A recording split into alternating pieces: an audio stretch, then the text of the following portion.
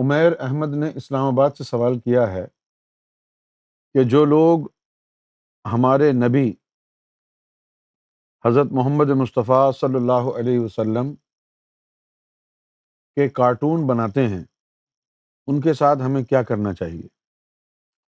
جو لوگ ایسا کرتے ہیں میں ان کے لیے کہوں گا کہ یہ شرپسند لوگ ہیں جن کا کام انڈائریکٹلی آپ لوگوں کو انسائٹ کرنا ہے، آپ لوگوں کو پرووک کرنا ہے کہ آپ کوئی وائلنس کی طرف مائل ہوں، سمجھے؟ تو آپ کیا کریں گے؟ زیادہ سے زیادہ آپ کیا کریں گے؟ چلیں پاکستان میں کسی مذہبی تنظیم نے احتجاج کرنے کے لیے کوئی ریلی نکالی تو آپ کیا کریں گے؟ اپنے ہی مسلمان بھائیوں کی املاک کو نقصان پہنچائیں گے۔ یہ تو طریقہ غلط ہو گیا نا۔ یہ شرپسند لوگوں کی کہانی ہے۔ اس طرح کے لوگ دنیا میں شروع سے آئے ہیں۔ اب جس طرح یہ نصارہ کی جو قوم تھی ان کا کام یہی تھا کہ بس جو بھی نبی آئے اس کو تنگ کریں۔ بہت سے نبیوں کو قتل کر دیا انہوں نے۔ میں سمجھتا ہوں اس طرح کے جو لوگ ہوتے ہیں جو انبیاء اکرام کی بارگاہ میں توہین کرتے ہیں، انبیاء اکرام کی بارگاہ میں گستاخی کرتے ہیں، میں سمجھتا ہوں کہ یہ انسانیت کے نام پہ دھبا ہیں، اور ان لوگوں نے دنیا کے جو امن ہے اس کو سبوٹاج کیا ہے۔ یعنی it's like inviting the trouble. اور آج کل ہم جس دنیا میں رہ رہے ہیں، اس دنیا میں to be a practicing Muslim and then proclaim it and then saying it to the world, look I am a practical Muslim, یہ جو ہے ایک بہت ہی ڈیلیکیٹ جو ہے نا وہ میٹر بن گیا ہے، کیونکہ دنیا میں اسلام کے نام پر بہت دہشت گردی ہوتی آئی ہے، اور جو شرپسند لوگ ہیں دیگر مذاہب میں وہ مسلمانوں کے جذبات کو ابھار کے جو لوگ ماڈریٹ اور لبرل مسلمز ہیں ان کو بھی اس کام میں لگانا چاہتے ہیں کہ وہ بھی وائلنس پر اتر آئیں۔ لیکن آپ کو صرف یہ نہیں دیکھنا ہے کہ یہ کارٹون بنا کر گستاخی کر رہے ہیں، آپ نے یہ بھی سوچنا ہے کہ یہ کر کیوں رہے ہیں، یہ کر کیوں رہے ہیں، ان کا موٹیو کیا ہے۔ اور میں آپ کو بتا دوں ان کا موٹیو یہ ہے کہ یہ آپ کو انسائٹ کریں، آپ کو وائلنس کے اوپر لے کے آئیں تاکہ پوری کی پوری مسلمان قوم ہی ٹیررسٹ مشہور ہو جائے۔ تو آپ نے ٹھنڈے دماغ سے انتہائی سویلائزڈ وے میں اپنا جو ہے جو آپ کا کنسرن ہے اس کو آپ دنیا کے سامنے لائیں، ٹھیک ہے نا، میک یور وائس ہرڈ، لیکن سب کچھ جو ہے انتہائی سویلائز طریقے سے ہو۔ سویلائز طریقے سے کیوں ہو؟ کیونکہ اس وقت آپ اس پوزیشن میں نہیں ہیں بینگ اے مسلم، آپ کا جو ہے وہ ہاتھ اوپر نہیں ہے، نیچے ہے، تو آپ اگریشن اختیار نہیں کر سکتے، یو کی ناٹ اڈاپٹ اگریشن۔ اپنی آپ دنیا کو یہ بتائیں کہ your feelings are hurt and you tell them how much you revere the prophet, how much you love the prophet, and such things, caricatures which um, are drawn by these mischief mongers.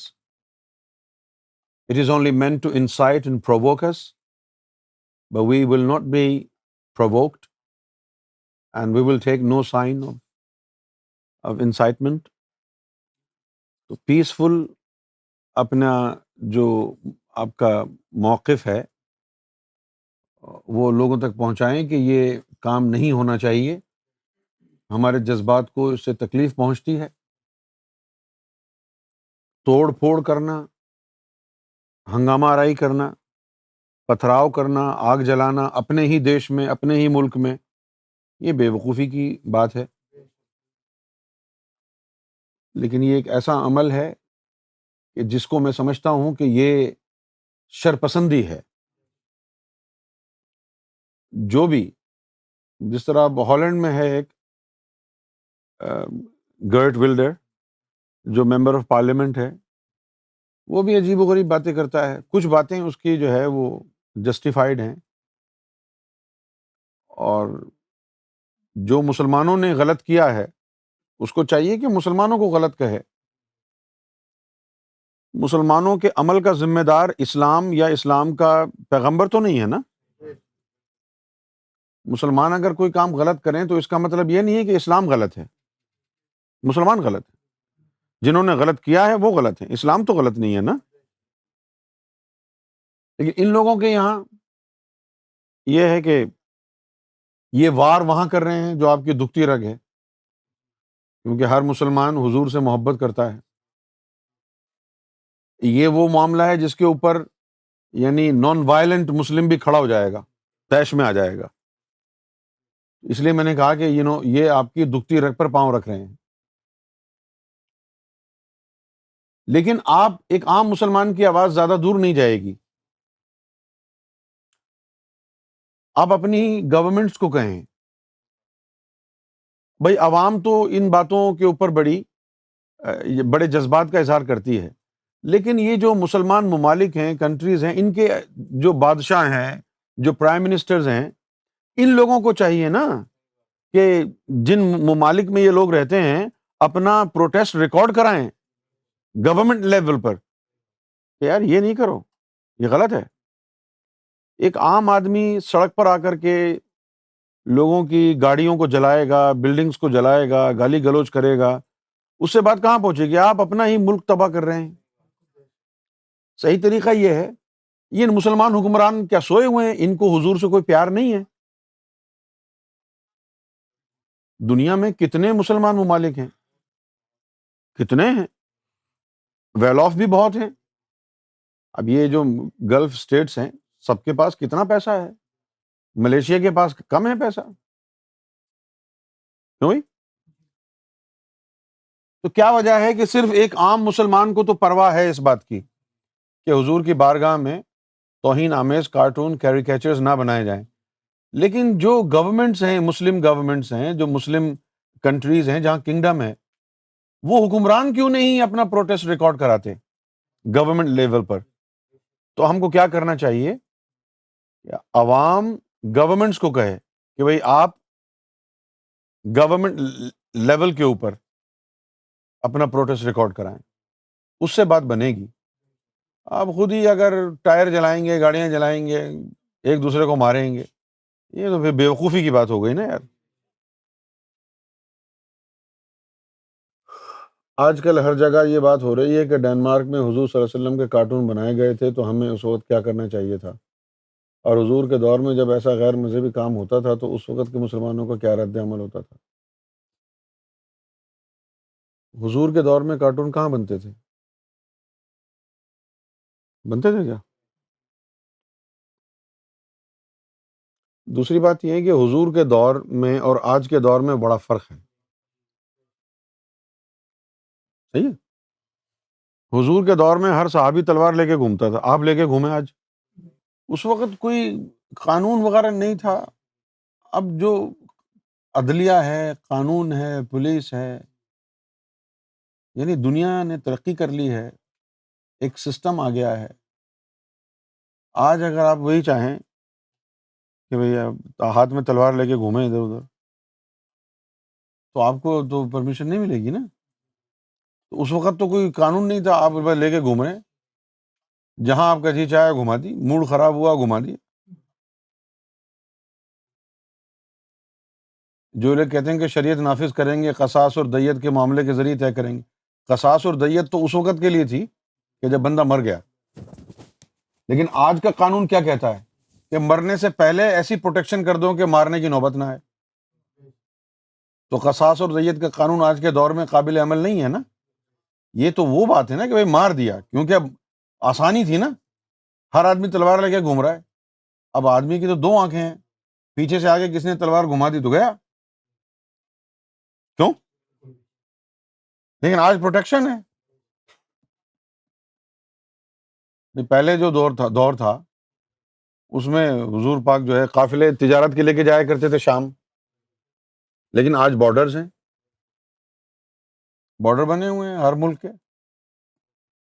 تو اب یہ کہنا چھوڑ دیں آپ کہ مدینے جیسی ریاست بناؤں گا اور حضور کے دور میں جو ہوتا تھا وہ کروں گا. ابے بھائی ٹائم بدل گیا ہے،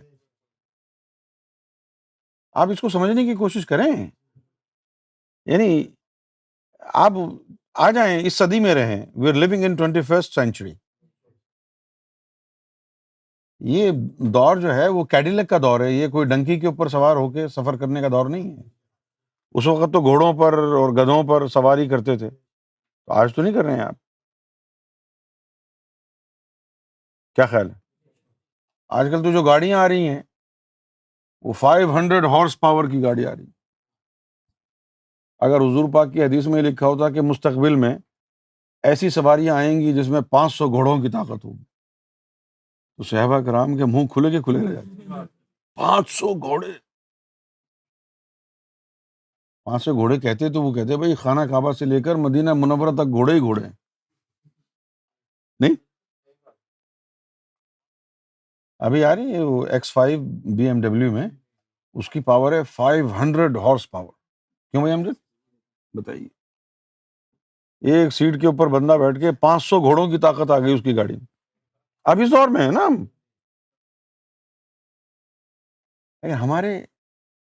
ہمارے مسلمانوں کے جو عالم ہیں انتہائی جاہل، اجڈ، گوار.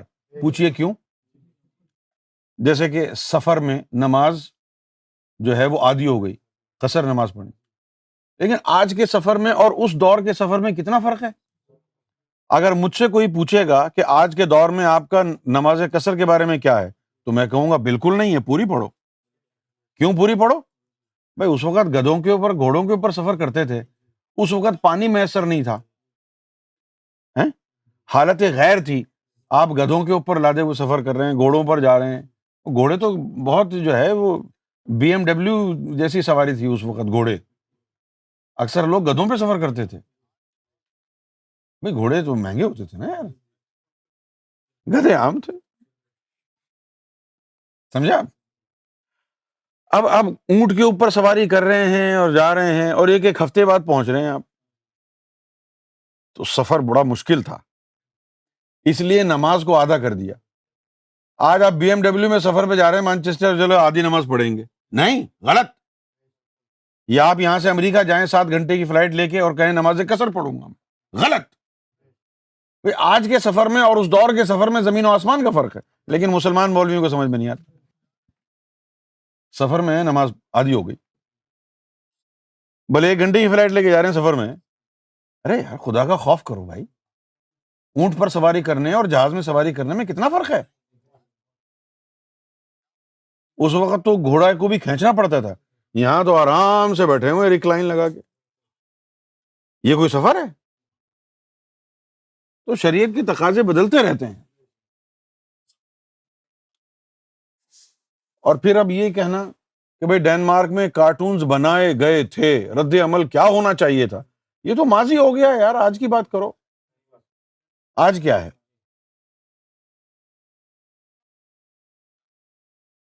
دوسری بات یہ ہے کہ اگر کوئی ہمارے نبی کی بارگاہ میں توہین کرنے کے لیے کارٹون بنا رہا ہے، تو پتہ ہے اس کو یہ جرت کیوں ہو رہی ہے؟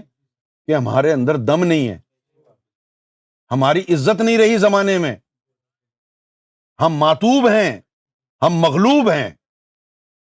جب ہم دوبارہ امت بن جائیں گے تو اللہ تعالیٰ کا وعدہ ہے کہ تم کو ہی غلبہ ملے گا، تم ہی غالب رہو گے، بشرط یہ کہ تم مومن ہوئے. آج ہماری کمزوری کا یہ عالم ہے کہ ہمارے نبی کی شان میں توہین کی جا رہی ہے. یہ شرپسندی بڑھی کیوں؟ ہماری ضلالت کی وجہ سے. ہم کو تو امت کی خود پرواہ نہیں، کوئی شیعہ ہے، کوئی سنی ہے، کوئی وہابی ہے، کوئی دیوبندی ہے، امت کا شیرازہ تو کب کا بکھرا ہوا ہے۔ ہماری عزت تو ہم خود ہمارے دلوں میں نہیں رہی، ہم ایک دوسرے کو کافر منافق کہتے ہیں، وہابی شیعہ کو مارتا ہے، سنی دونوں کو مارتے ہیں، ہم خود اپنی عزت نہیں کرتے تو لوگ کیا کریں گے؟ آج اگر ان کو یہ ہو رہا ہے، آج اگر ان لوگوں کو اتنی جرت ہو رہی ہے تو اس لیے ہو رہی ہے نا کہ آپ مسلمانوں کی عزت نہیں رہی، آپ کا وقار نہیں رہا، آپ کی دنیا میں قدر و قیمت نہیں رہی۔ کیوں نہیں رہی؟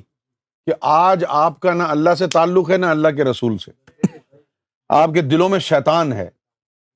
اگر آپ کے دلوں میں نور ہوتا تو ان کی جرت نہیں ہوتی۔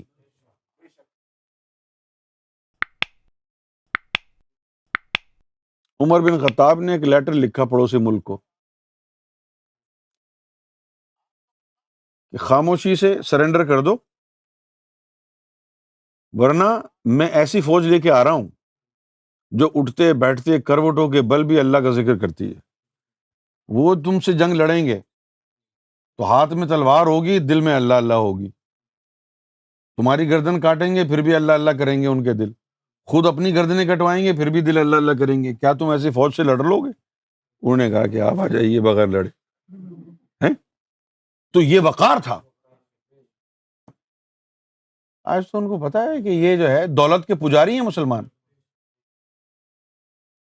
کتنا پیسہ ہے سعودی عرب میں، ادھر ادھر کویت میں، کیا کر رہے ہیں یہ لوگ؟ ایک عام آدمی، ایک عام مسلمان کو پرواہ ہے کہ ہمارے نبی کی بارگاہ میں توہین نہ ہو۔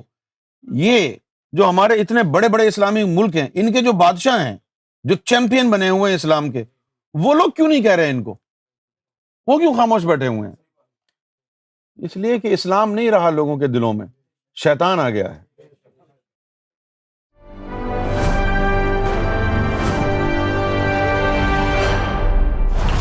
TV, bringing light, love, and peace in your life.